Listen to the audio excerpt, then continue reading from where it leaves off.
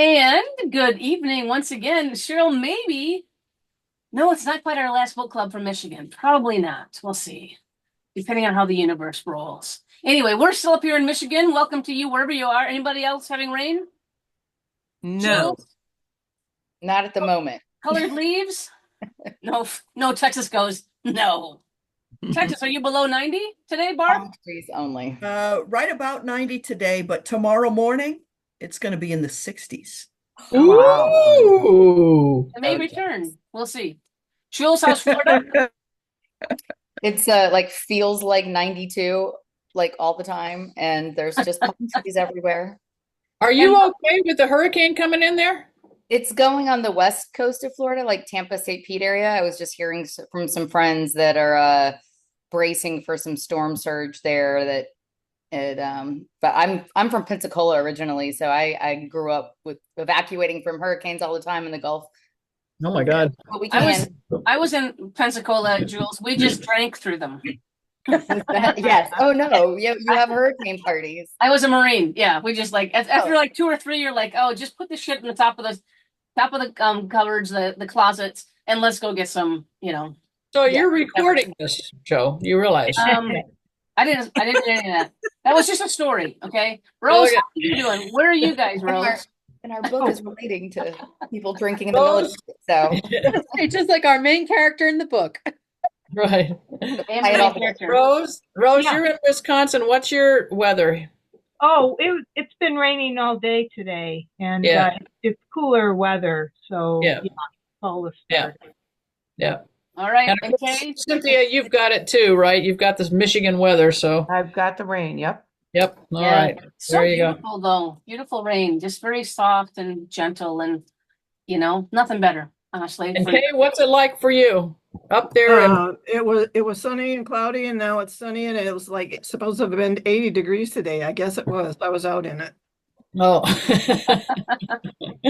there you go. Right. Well, my friends, welcome to Sanctuary Book Club, and obviously Sanctuary. Where do you live? One of the first quiz questions on the book club tonight. And welcome everybody. And Cheryl, my gorgeous wife, these fine people are all yours. Thank you. All right. First things, I want to let you know that Ken would normally be here, and he read the book and he enjoyed it and all that. And he can't come tonight because he had an emergency dental stuff going on. I mean, it was horrible. And he actually has to go in for surgery tomorrow morning. So, wow. So he's not here right now. So that's why he's not here. What about the woman who suggested the book? Christy's on her way. Is on her way. She was in aerobics, so she's coming. That's good because I want to thank her. It was a very interesting book to me. And there she is, Cynthia. So you can thank her, Cynthia, because she's coming in right now. I don't see her. She's coming. Hold on. I'll get her. Christy. There she is. Oh, there you go. Dr. Christy Loescher. Hey, Christy. Hey, Christy. Cynthia was just asking about you. I wanted to say to you that I remember I'm in 2 other book clubs, but I wanted to say to you that this was a most interesting book to me. Okay. And I wanted to thank you for recommending it. I'm so glad. It's just a part of the history I've never read. Me either. I never anything about it. And the fact, what I also loved is so many, autobiographical things or even biographies. They're so scanty, and you can't tell what was made up and what wasn't. And the author at the end is very clear about what she knew, what she read, and what she added a little bit of this and that. But she stuck so close to the real storyline that I've been recommended it to one of my other book clubs. They've already got it online to read. But it's it made me go and look up the history of that person, and it was really cool. Yeah. Oh, it made you go look up the history of all of it and stuff? Yeah. Yeah, well, thank you. It was her history, a little bit about her, which was quite interesting. Anyway, are we ready to start? We really just don't hear about Russia's involvement, Russia's war that much. No. And if you wouldn't know if what you're hearing was biased or not, right? You know, Right. because there's been so Right. many years and decades of bias. Well, and after the war, our relationship with them was soured so intensely. Yes. Well, sure, because we went into a Cold War situation. They were still communists, you know. Mhm. Yeah. So Which was a cuss word in America. All right, I'm gonna mute all right. off. You've already started talking about it, but let's just ask, what were your impressions of this book? Well, I personally liked it a lot. I liked the fact that it was historical fiction. I also liked the fact that the author stuck to the historical part of it, and the fiction part of it was minimal. I also, one of my favorite things about it was the different romances. Mm-hmm. Normally, I am not that kind of a person that gets into much of that, but it was those romances evolved from her intimate knowledge of these two men. Mhm. It was just so touching to me Mm-hmm. because it's about real life. Mhm. Um, I remember Well, seeing and you know, women in America in that time would never have worked with men like that no, or developed those kind of relationships. Right. exactly. Right? You say like American, Yeah. because that's like a lot of what the conversation was the difference in. Yeah. I mean, it Like, wasn't I've very. said, in my lifetime, I've sat with straight women who said, Cynthia, you identify as lesbian, but what if you were on a desert island? And what if this and what if that? And I felt in a way that, not that she was lesbian, she wasn't, but I felt that her romances evolved from her experiences in life in a very deep way that is often true, but Really it's sort of facilitated that character development. So you exactly that character development, and in, of course, her case, it was reality, which I loved. This wasn't Yeah. made up. Well, Yeah. a little bit of it was, and the author acknowledged that, but the fact that because that is part of real life romance, and I just can't say enough about the book. Thank you. Yeah. All right, good. yeah. Rose, did you have something you wanted to say? Oh, I was just going to say I really enjoyed the book as well, and that is the area that I don't normally read in, and I never had heard of her before. But just learning about women in the Soviet Union who were snipers, there were quite a few female snipers, and how Russia or Soviet Union valued them for their skills. I have to admit, the only part I didn't like was way at the end when there was that plot, that made up plot, the fictional part, the plot to kill Roosevelt, Franklin Roosevelt, Yeah. and also her first husband kills her. So anyway, up to that point, like I really enjoyed it all. And I was going to say too, like for the Soviets to realize the value of their women. I mean, in the U.S. and in Great Britain, women were not allowed in combat at all. Mm. for many years. Yeah. Well, Yeah, and that- if you like this one, I've read two others by the same author, The Rose Code and The Alice Network. Oh, And you they know were what? also both really, really good. You mentioned the Rose Code in your author notes, right? I think that's the one that's British intelligence. Is that right, Christy? Yeah. There's one that you wrote about ancient time in Rome. I read Daughters of them, too. Rome. I haven't Excellent. read that one, but it's on my list. It's Well, excellent. It's good too. Yeah, good to Yeah. hear. Oh, yeah. I'm a big reader of historical fiction, and especially from the perspective of the women who've been in history. And it gets me wondering, we say pretty readily, women didn't have a large role, and the more I read these different stories from women's perspective, the more I think it's that women's role just wasn't recognized and documented as Yeah. much. Yes. Correct. Yeah. As not having a role, Mhm. but not having it talked about, as openly. And certainly, while at times the book celebrates the role that Russian women had, and she even makes statements when she comes to America about women, being equal, she also suffered quite a bit, some harassment and discrimination, and men not liking Sure. her.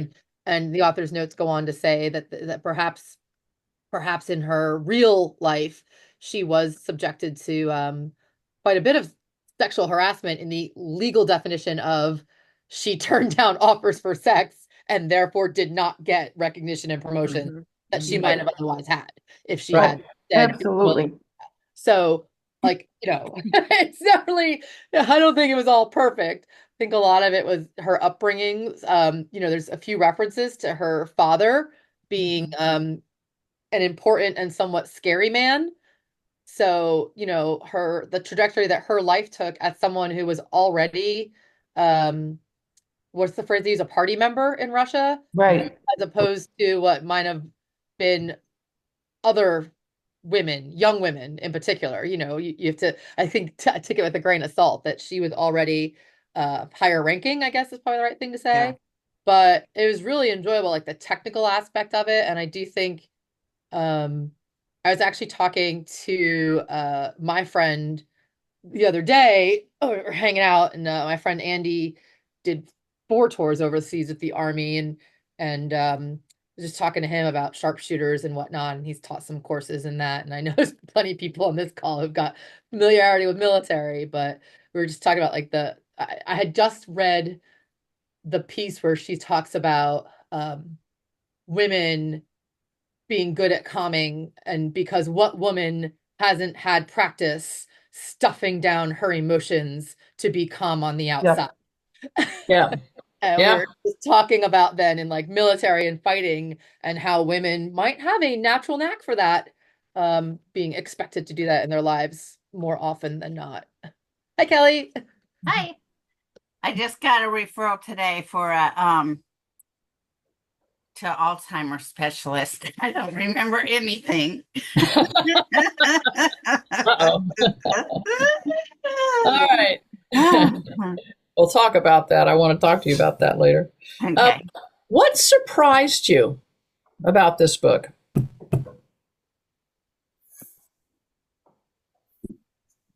I mean, I think the historical aspects that we kind of already touched on, like I found myself Googling and looking up in Wiki some of the facts around Eleanor Roosevelt. I'm like, did she really zoom around by herself in a convertible around DC? Yep. Like, and I found this list of convertibles that she had and adventures that she had taken. And I'm like, I just can't imagine now like that not being like in something with, bulletproof glass and all that stuff. So that was surprising. And just that typically when I'm reading these things, and a lot of times it'll go through those details and facts and dates and places and in great description about battles and things. And that doesn't always keep my interest. It kind of like drones on, but somehow she wove it into the story so well that it all felt relevant. Like every little piece of the little experiences that Mila was having, it led into that character development and like why you cared about how she reacted to this character or that.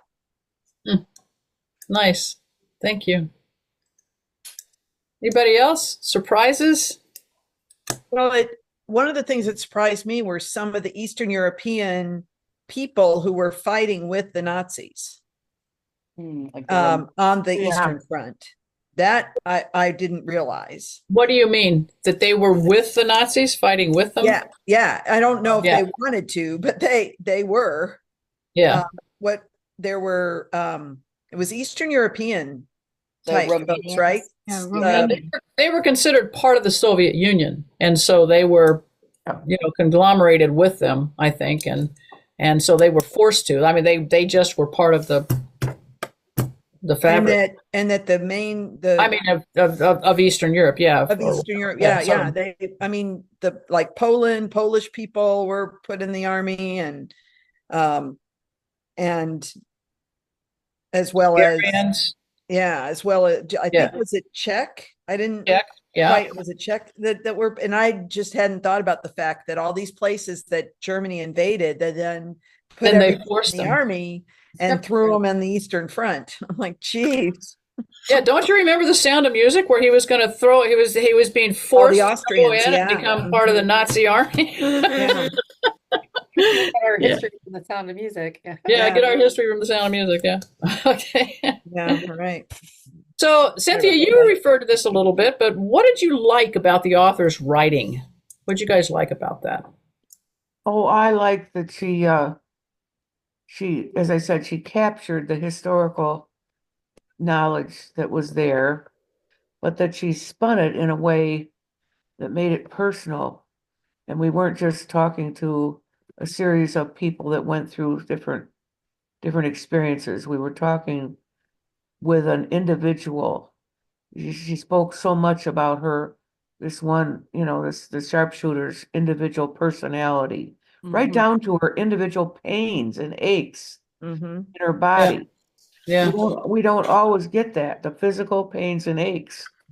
And I mean, that woman hurt, and we all know that happens, but we don't hear much about it. Yeah. She had Wasn't she wounded 4 times? Yeah. Yeah. And we got a glimpse into that. And I She really, was, Becky. Yeah. I really like that. Okay. Cool. I Go like ahead, Kristen. I like the I guess it was like in between chapters kind of notes of my in my memoir and then like in my unofficial memoir, and Right. kind of a reminder of like the story that is told is not always the full truth, right? It's a prettier version. And then oftentimes I don't bother to read author's notes at the end of books, but I had it on Audible and I was in the car and like the book ended and it just kept playing. So I was listening to the author. And so it was interesting, like she recognized there how much of the this real life person's real actual memoir is debated and contested, like how much of that is PR spin versus maybe just misremembered because she was certainly in a stressful place versus actual fact. And so even in a memoir where you're telling the story about yourself, where you either make mistakes or choose to gloss over things. But I really like that in the writing style, like every couple chapters kind of a little, I thought it made it seem more real to me, like it is a real person. Obviously she was making a character out of a real person, having that touch of like, this is the story I'm going to tell you, but this is how I'm really feeling. This is the real truth. Right. Yeah. The U.S. was really a reluctant ally, with the Soviets when it began its involvement in Europe in World War II. How do you think the Soviets' involvement impacted the outcome of the war? I was going to say, I didn't realize that that because of what was going on the Pacific front, that, I mean, I knew that they entered the war first through that, in defense of Pearl Harbor and the US on that side, but I didn't realize the degree to which the Soviet push and propaganda and PR, that tour, if that's how that happened, I wanted to look back and learn more, was a factor in the US entering the European front at all.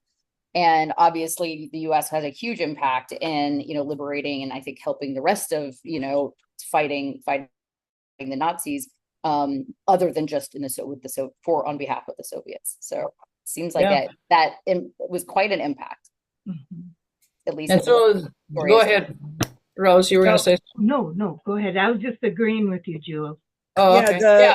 And the strategy error that Hitler made when he could have invaded England and occupied England and sewn up that flank before invading Russia, or just invading Russia. I mean, there's been so many people try and fail at that.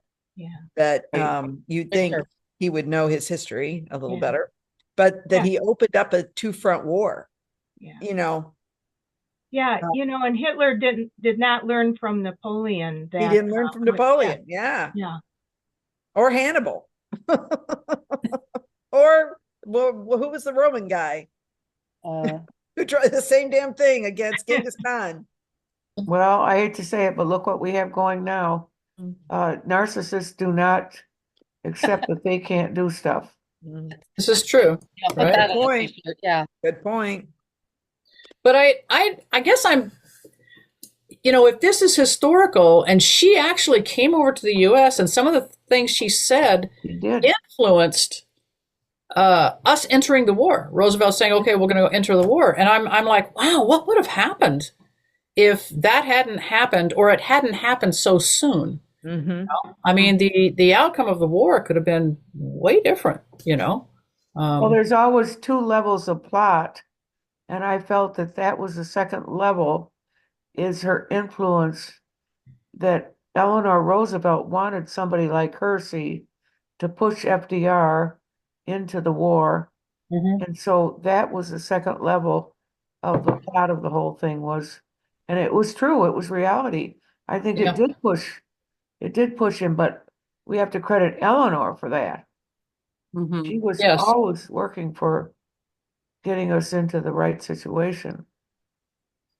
Yeah, it becomes really evident, which we knew already, have how much influence she had over FDR, right? Yeah. I mean, she really influenced him, but in this particular case, that was, you know, another way that we noticed that. Yeah, huge.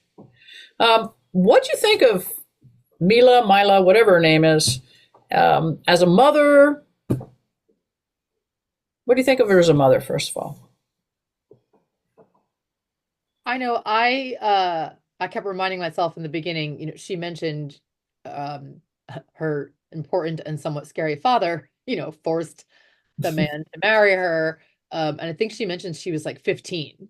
Yes. I'm like, okay, when 15 when she met, maybe if she was 16 when she had the baby, but this was a legit teen pregnancy.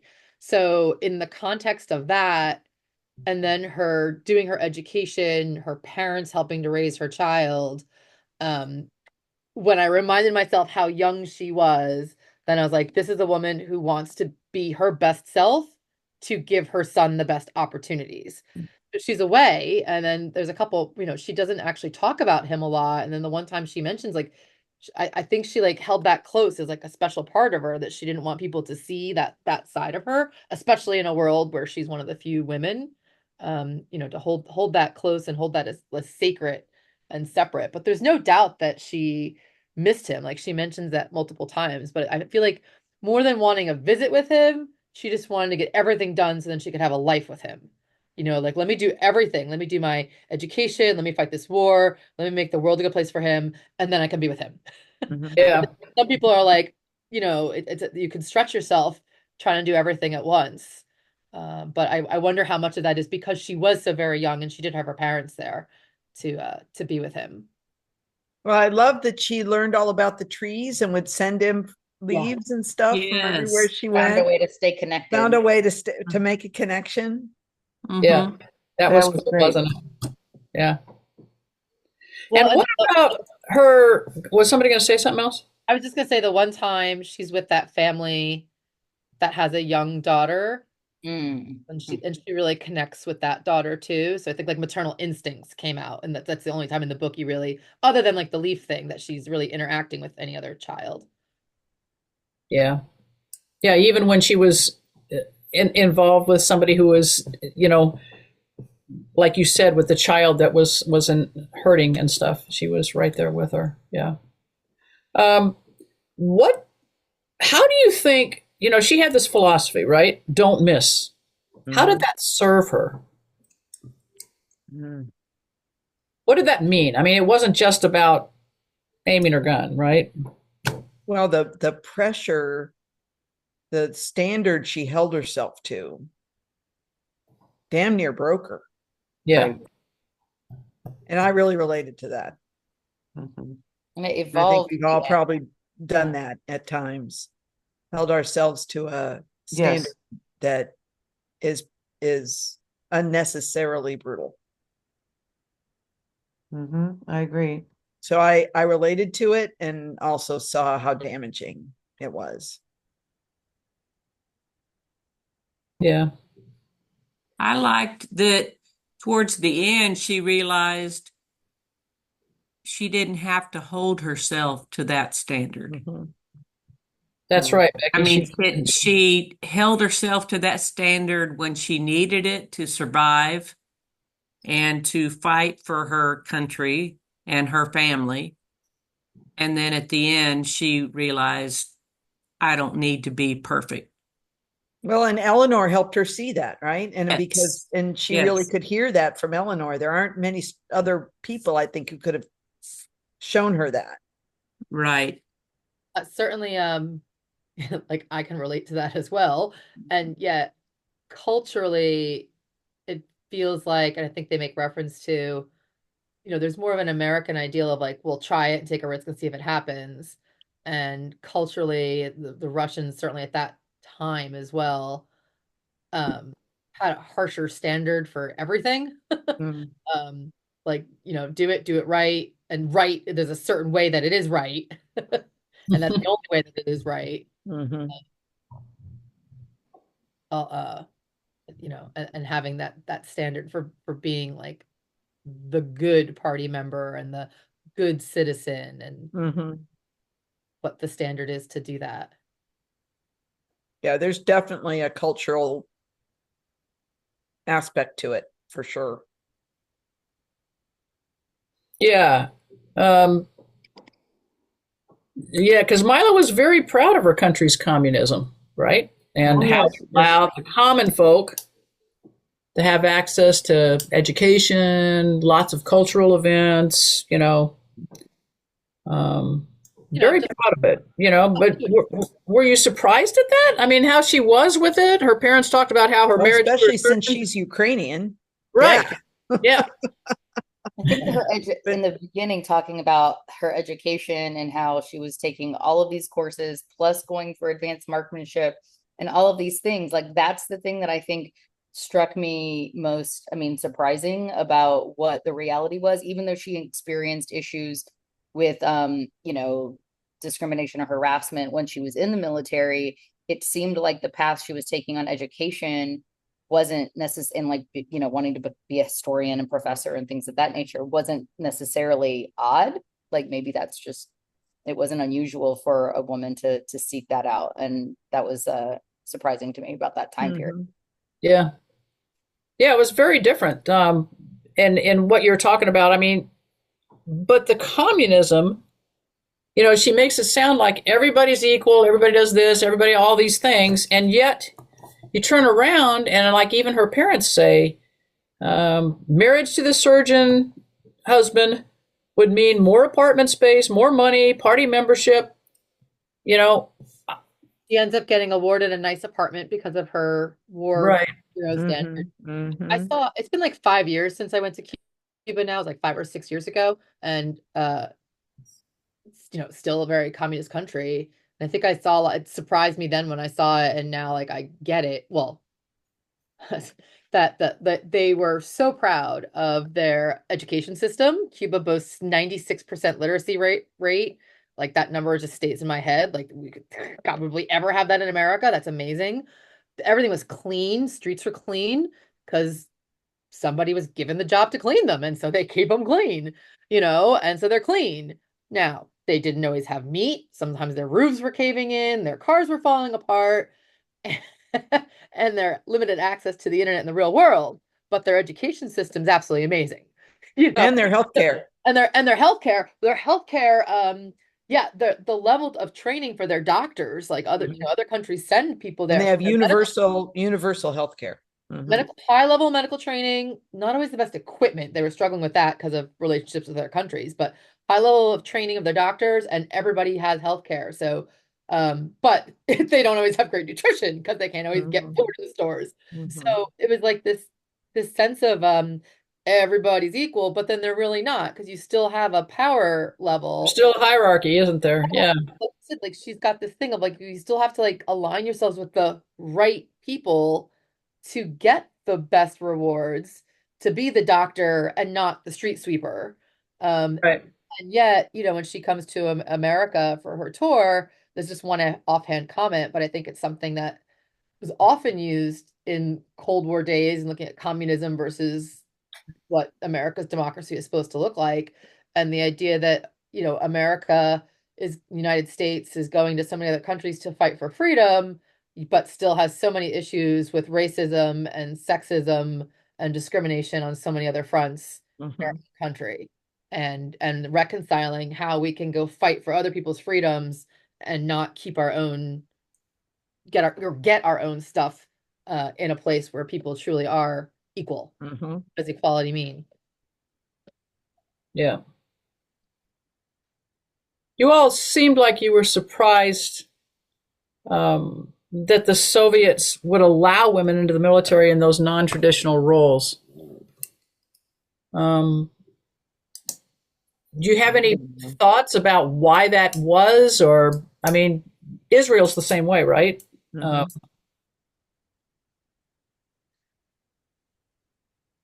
when I think of it, I think of both the Soviets and Israel as, you know, not so much anymore with Soviets, but they were defending their own land. They were in this defensive mode, and so everybody had to participate, and everybody came to the table. You know, so it wasn't just so anybody that could bring anything. You know, they didn't Question. Yeah, they didn't question that. They didn't say you can't do that if you're a woman. What about that difference though between us at the time, for instance, and the Russians? Is there this not? It's not necessary to protect your women the way we did, or did you guys have any thoughts of the difference, or did you think that was a good don't thing? think they were conscripted though, right? Didn't I think they had women join, but right. Unlike the men, I don't think they were conscripted. No. Right. Were the men conscripted, Kirsty? In Russia? Oh, yeah. I thought they were. Oh, yes, for sure. Yeah. Okay. I just read that the Soviet Union had the highest death toll in World War II of 20 million people. Yeah. Beyond any other country. The US was 420,000 because we never had any, other than Hawaii, never had anything on our mainland. And so at that point, I'm sure, yes, all hands on deck to try to help effort. Yeah. But even before Russia declared themselves a part of the war, she was doing her marksmanship training, right? Like to be a good party member, right? So the idea that like women would even do that, you don't think of like a 1930s, 1940s American housewife going to marksmanship training for fun, right? Like that would be a whole other novel of what the hell is happening. Oh, well, I'm wrong. I just Googled it, and the Soviet Union did conscript women. Women as well. Oh, well, they did. Not only volunteers, they even got conscripted. So it really was all hands on deck. But the people they conscripted went into primarily those roles and support roles. Yeah, support roles. Yeah. And they had all female aviation units. Huh. Wow. She talks about one of her friends driving a tank. Right. Yeah. Women were just read about Vietnam recently, and the American women weren't even allowed to do that then. So right. Weren't the airplane pilots called Nighthawks? Or no, it was a different name, like the Black Witches or something. Yeah, something. Yeah, Witchhawks maybe. Witches. Yeah, I thought that was interesting. So they had a whole fleet of women that were flying planes. Yeah. But the British and the French women were, I think, more like American women in their roles. Yes. Okay. Yeah. So there's definitely a cultural difference. That's not specifically American, but Eastern versus Western Europe seems like. Sure. Well, she wasn't really accepted by the men, though. They didn't believe it for the longest time. No. You're right. Yeah, she definitely had to fight for the respect. Well, and like here we try to say, oh, America, everybody's all equal and meritocracy and all this, and it's bullshit. Yeah. And I think it was she really did a good job, I thought, of showing, as opposed, one of the things several of you have mentioned about how you learned so much, but it didn't feel like it was narrated. It was right. Shown. She did a lot more show than tell in her writing style. Yes. Which really lets you see, well, yeah, we acknowledge that we say there's all this equality, but in reality, there isn't. I didn't realize it was even historically accurate. So I just thought all that with Roosevelt was fine because it's just a novel. That part was made up. That part was made up. The assassination part was was? made up. Yeah. Okay. Yeah, yeah. You gotta, if you get through to the author's notes, Kelly, she tells you which parts are real and which parts aren't. I did listen to part of that, but not all of it. And when you talk about their activities in the military and how they had to fight still for their rights, so to speak, to be a woman in the military and not have to, cotton tail to all of the guys in order to get what it was that they deserved. I mean, Lena and Mila supported each other from the very start. Remember, they got on that same bus together when they went down to recruiting and everything. And they both just said, they told each other about how not to get sexually abused, how not to get involved with these guys, how to stand up to them, how to, and then you talk about how that impacted their careers. Mm-hmm. Right? Yeah. And we've read other books where the same thing happened to women, where lessons in chemistry. Yes, exactly.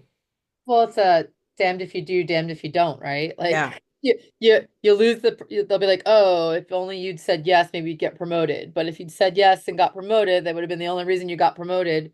Even if you didn't sleep with them, they would have said the only reason you got promoted. I mean, they're saying that now about Kamala. Mm-hmm. Oh, sure. Yeah.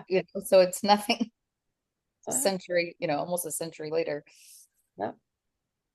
The same stuff, right? Whatever that is, one of those hires where you just get hired because of your race and sex. Affirmative action stuff. Yeah. Or that she slept her way, Your race, your gender, and who you slept with, definitely. Yeah. No. Were you guys surprised to hear of Eleanor Roosevelt's friendship with Mila?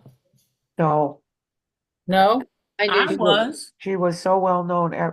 I've read so many books on her lately, and she is just so well known as getting herself in wherever she could to connect with women to make things better.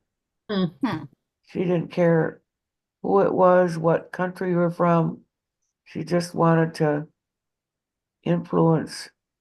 She's the one that got FDR to use what they call it, colored troops in those days, African American troops. Mm-hmm. She convinced him to do it. Yeah. And she just was on the right side of all this stuff, but she had to work through others to get it all done. But bless her heart, I imagine meeting a sharpshooter from Russia was right down her line. She just could bring her right in and let's get working on this. Becky, you said you were surprised. Well, I don't know that much history, I guess, but it seemed just odd to me that she would be so close to someone from Russia. But I really enjoyed the story and the historical aspect of it. And it really made me have a whole different view of FDR and Eleanor. Mm-hmm. Yeah. Good. Well, and how sick he was. All that was true. How sick he was. Mm-hmm. I've heard comments that no one would in that state would be elected today because of all the video cameras everywhere. No. Back then, it was to crack. I didn't know that the 2-term limit was recent. When was that done? Because he had 3 or 4, didn't he? Yeah, he did. And I think what I was taught in school even was that it was so shocking to the public that he went for his 4th that they made sure right after that it be limited to 2. Oh, so it was right after. It was just so upsetting and shocking because it had always been a gentle person's agreement that you don't go for more than 2. And society was like, whoa, wait a minute. I know my family, oh my gosh, they felt completely, as entrepreneurs, controlled by FDR and said, Wow. oh my God, thank God we got rid of him. Huh. Interesting. Oh, yeah. Mm-hmm. My grandfather had a sawmill, and all his sons many of them had their own businesses, and they were like, whoa. And they all came home during the Depression and stayed at their parents' house. Didn't he Roosevelt used the Depression as an argument for stability, like for continuation? I think is how he got it. But yeah, He did, and he was right in a way. yeah, but still, like the fact that then I mean, he like you said, he and his wife then got the U.S. involved in World War II. Who knows what would have happened to the whole world, Right. had America not? But despite good things he did, like it was kind of just you just weren't supposed to stay in there. In today's society, to get out. in today's society, he was much more ill than people knew. Right. In today's society, that would never happen. Right. They all revealed how ill the man was. And the fact that for years he never stood on his own. He had his sons at either side. Yep. They just lifted him up, and he didn't walk for years. Yeah. And nobody knew it. Yeah, nobody knew it because of the way they did the photographs and stuff. Yeah. Yeah. By the time Eleanor went to visit Mila in Russia, the Cold War had started. Yeah. Now it was the Soviets out. They kind of took advantage of the whole thing that happened after after World War II ended, with taking Eastern European countries and then pulling them into the Soviet Union and so on. Yet their friendship prevailed. Oh, yeah. That's huge, right? They still had this friendship. Eleanor Roosevelt still came to Russia, still wanted to be friends with her, still wanted to see everything in Russia, still wanted to, even though probably politically and, they were very, very different. Yeah.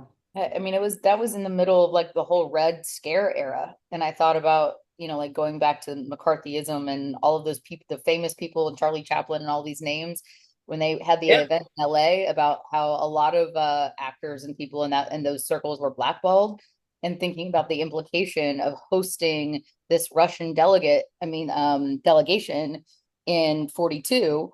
And then how did that lead into, assumptions and allegations and all of that kind of stuff, like, in the years ahead. But surprising that Eleanor is probably still tied in politically, but would still go to Russia during that time. Yeah. That even would. Yeah, that was a big deal. So what about her love life? Relationship with her lieutenant? Pisses you off. What? Made me mad. Made me mad. Made you mad? I like her partner better. Oh, you like her sniper partner better. Mm-hmm. But her, the guy that she fake married or whatever, I don't know why these always have to be so tragic in these books. Why couldn't she just let her be happy? It's It was at the end. That was reality. He was happy. Yeah, for but a while. that's what really happened. Yeah. That I really just get happened. tired of it. I like the Hallmark movies. Ellie wants happily ever after. Yes, I Honey, do. go, Kelly, go. I'm with you. Kiss. 20 minutes till controversy. They'll still get the kiss. I thought it was interesting getting to like the author's notes at the end, which again, I don't often bother with that section, and I did, that there's some question about whether there actually were two different men in real life. And if it was one, she didn't actually meet him until much later, even possibly. So bringing him in, but like, was it her partner the whole time? Did she actually have a real relationship with her superior officer or not? But, in the sense of like the relationship, I mean, you are living and working with each other. It wasn't like she had an opportunity to meet other romantic interests. Like, that was the pool. Yeah, that was it. And she seems to have, for a very, very long time, made efforts to avoid the perception of something going on that would, lose respect or anything for her. But in the end, like, everybody needs companionship. And if, if that's you have that bond and that connection, I don't think I was surprised at all. I did find it interesting, even when they go to America and she gets her partner there, and this kind of goes back to talking about writing style, the way it's written, she refers to him again and again and again and again as my partner. And not by name, but my partner. Like, that is a role. And that, like, I just feel like that's such a powerful word to be somebody's partner. And that, you saw, like, not only she took a long time to choose a partner, and she talks about that earlier on when people keep telling her she needs a partner, and she's like no one lives up to her standards for a long time. And then when she finds someone, she truly trusts him with her whole life, and they're there for each other, like when each other gets wounded, as well as, in the thick of the battle. So that, not really surprised that would turn out to be a romantic relationship. Sure. And at first she didn't want that. She even felt attached to him to some degree. And she says, I can't go there. That would change our whole relationship as far as what we're doing in the war, right? But then what about, the whole thing was very interesting to me when, her partner, Kostya, and Leonia, her lover, were close planes.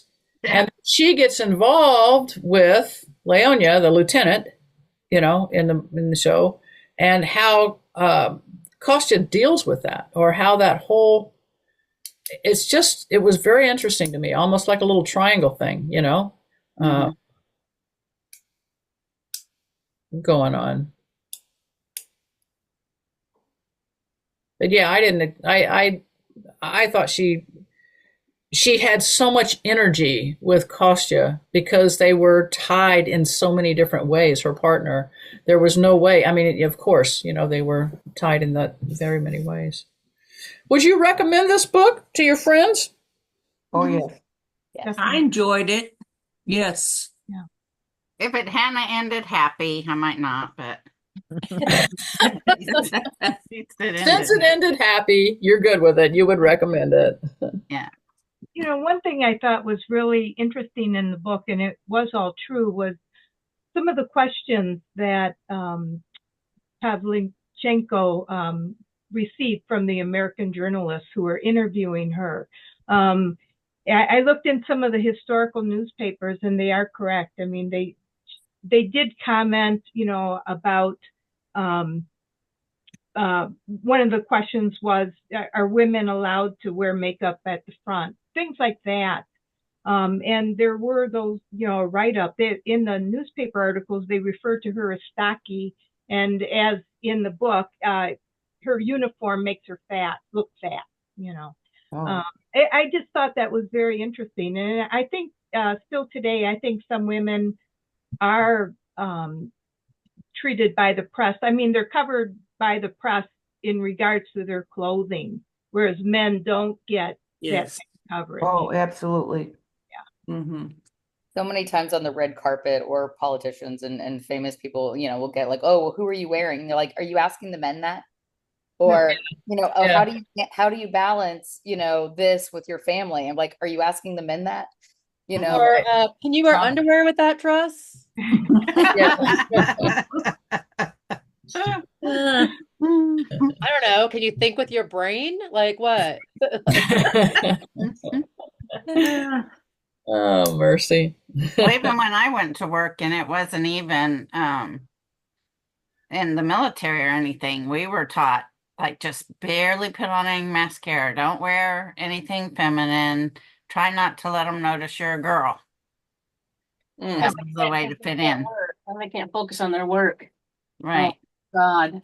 Cheryl, I mean, I know you're drawing to an end here, but I was gonna say, Kristen, you're pretty much always an Audible reader, right? Audible listener. Lately switched to Audible a little bit. Anybody else do Audibles? Yes. Reading? Because one of the most fascinating when I see you, Kristen, you have like all these insights because you kept listening. And I'll never forget Cheryl and I for this book, we were reading The Secret. What was it? What was it, Cheryl? Flying. Oh, come on. The Invention of Wings? Yeah, The Invention of Wings, which we did, Oh, I don't know, okay. maybe 2 years ago. But Cheryl and I, on one of our drives up to Michigan from Texas, we were listening to this book. And just a classic book. But what was interesting, Kristen, is we got all the way to Michigan and then we were driving down to see my little brother, which is another 2-hour drive. And we finished it or we kept it on. But remember that, Cheryl, like the awe we learned about the author, about the research they did, plus what they created from fantasy, and we're both just going, I mean, the respect for the author went, whoop, because of she, it just told her story of how she was down in the South and saw these mansions and then picked up a little bit of history and went, this needs to be told, just like the story y'all are talking about tonight, and then you figure out after reading the book that some of these characters did not exist and other characters totally did exist, and the brilliance, of them blending that story together. But if you still have, what's the name of it, Cheryl? The Invention of Wings. Invention of Wings. It's by Sumont Kid. Listen to the back end of it. It will freak you right out in the best of all ways. Yeah, fabulous. The Invention of Wings. Well, and I wanted, this is a recommendation for Joe. I assume we're kind of tired of World War II, but Joe, you have got to listen, and you need to listen to it, not read it. Listen to the book Bomber Mafia. Bomber Mafia? Bomber Mafia by Malcolm Gladwell. It is nonfiction, but you have got to listen to it. And it was created to be on Audible. The only thing I don't like about Audible, which I end up doing about 3/4 of the time, is if I can't remember who a character is, I could flip back in the book, but I'm not good at doing that on Audible, And so then I have to just wait till they talk about them, and I've lost track of it, and sometimes I get them wrong. I go on Goodreads. Goodreads for the summer, and I find what I'm looking for. I was like, Kelly, you should see me when I'm driving, and I realize I stopped paying attention, and then I'm like hitting that like miles ago. Backwards, yeah. Tap, tap, tap, tap, tap, tap, tap, tap, tap, tap, tap, tap. Yeah. Okay, I remember that part. I listen to it when I go to sleep, and then I fall asleep, and it's like, oh God, how long did I sleep before? How many chapters did I sleep? Yeah. Christy, is Goodreads a summary? Yeah, you can find summaries there. Oh, so you could find out who the character was. Yeah, Usually they're good about spoiler alerts if you don't cast know lists or character lists and things. And sometimes tell you spoiler alerts, Jules? That's what I was going to say. Most of the reviewers and commenters are good about spoiler alerts, so you don't open it up and. Oh, okay, cool, good. That can be problematic. Yeah, really. Hey, what shall we read next? I would like to know, did y'all read a certain book? Because I can't remember where I heard of it. It's what I'm listening to now. It's All the Colors of the Dark. No? It sounds familiar to me, but I've not read that one. Is it about World War II? No. Are we moving on? Historically, it's time to move from that era. I mean, hold on. Technically, we did read a book about World War III. Yeah. We did. Well, it isn't. 2054 took place after World War III, Joe. We read I'm just, Kristen, I've been on Zoom so many hours today. I am just happy to be here and be sitting straight up. I've had a couple days full of Zoom, so I'm loving on you. If it wasn't your faces, I wouldn't even be here. I'd be flat. So our next book club is October 22nd. So you can write that down. October 22nd. Calendar. And we have to choose a book. What is this book, Kelly? I wasn't recommending it. It was in Jenna's book club, but it's kind of about a serial killer. But it's not like real gory kind of serial. It's more the way it impacts them, their lives, and what it does to them. I'm not reading that. Yeah, it isn't what I thought it was going to be about. I'm about to start reading White Robes and Broken Badges, which is about an FBI guy that infiltrates the KKK and exposes the evil among us. Ooh. And this guy previously, this is like the second time he infiltrates them. The first time he discovers that there's an assassination attempt on Obama, and he is able to prevent that. So it's a more current time. Yeah, it's a current book. So yeah, White it's by Robes Joe and Moore. Broken Badges. White Robes and Broken Badges. Yeah, who's it by, Becky? Joe Moore. M-O-R-E? M-O-O-R-E. M-O-O. There's a foreword by Congressman Jamie Raskin. Oh, sounds good. Audible. I'm happy. Yes, it is on Audible. On Audible and Kindle. Memoir. And It's also about a sniper. It's also I'm gonna throw this in the chat for you. Grab the chat. It's also about a sniper, Becky. Okay.